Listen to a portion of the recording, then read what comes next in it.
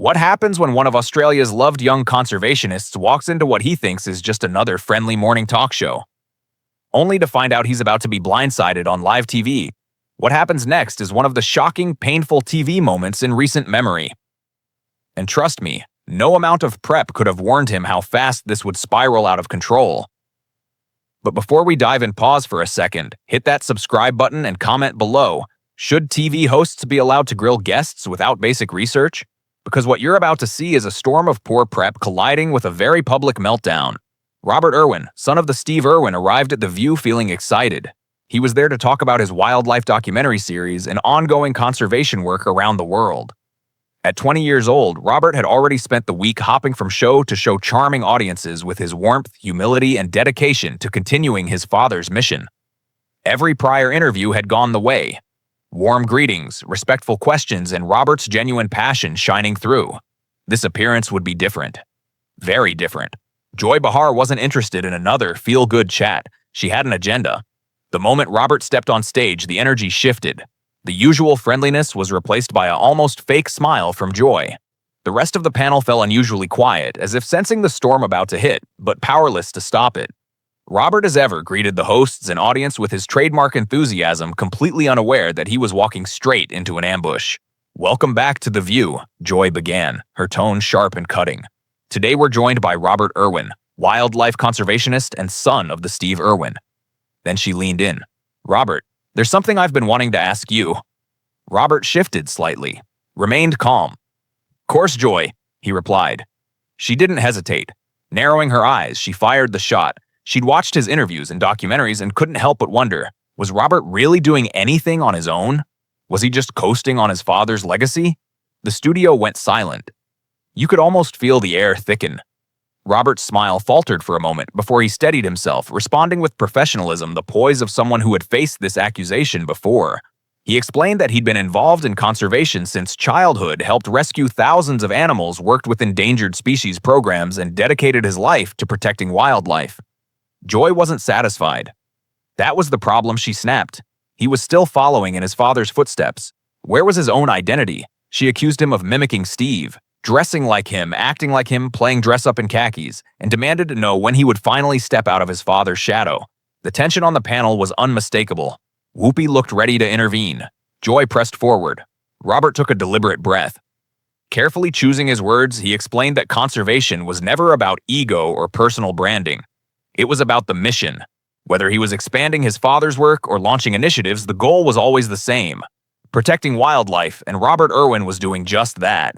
Joy rolled her eyes, dismissing his response as convenient. Then came the line that cut deep. She accused him of being afraid to step out on his own because he might not measure up. Then, as if that wasn't enough, she told the 20-year-old it was time to grow up instead of running around with animals. That's when everything changed. Robert's expression hardened. The polite TV smile vanished, replaced by something controlled and unshakable. He repeated her words, emphasizing playing with animals with a piercing intensity. "Do you even know what my work involves?" he asked, voice charged. Then he laid it out. He spoke of rescuing a koala and her joey from raging bushfires. He described breeding programs that reintroduced animals to regions where they had been extinct for decades. He recounted relocating snakes to protect families, lessons learned from growing up alongside one of the most iconic wildlife conservationists in history, like his dad, Steve Irwin. Every word cut through the tension like a spotlight in a room, and in that moment it was clear. Robert Irwin wasn't his father's son. Robert Irwin was his own force, resilient, passionate, and unafraid to defend the work that mattered most, like conservation and protecting wildlife. Robert Irwin had helped run a wildlife hospital that treated over 100,000 animals. This was not a game. This was not a costume.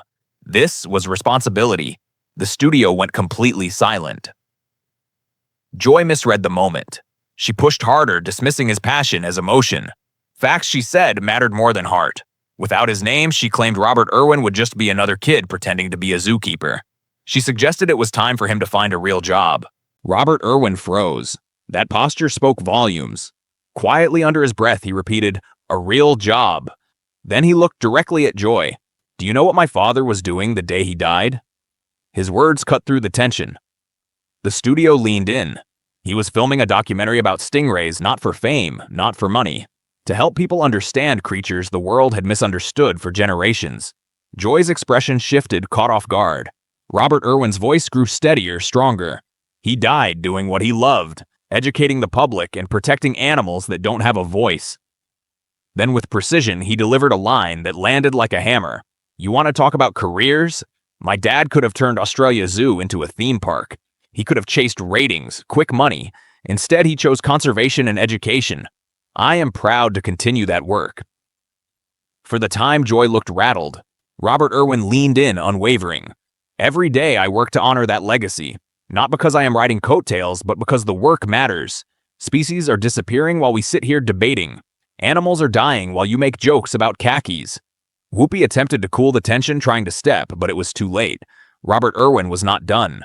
Calmly, he addressed Joy. You did not ask questions. You attacked my character. You dismissed my work. You mocked conservation. So let me ask you, would you say the things to David Attenborough?